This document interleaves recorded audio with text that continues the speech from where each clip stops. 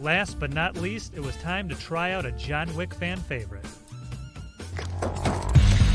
In John Wick 3, by far the coolest part was the quad loading with the shotgun. That's something no movie would ever have done that. Quad loading is a very difficult thing to learn, and only a few people can do it really good. So we got that going. Towards the end, he did amazing. Is this thing gonna like have a real big kick that's gonna hurt? No, there's no recoil at all on this one.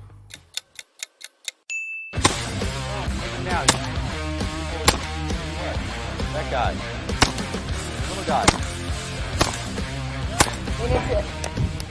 Think about it. Sequel. Oh, match saver.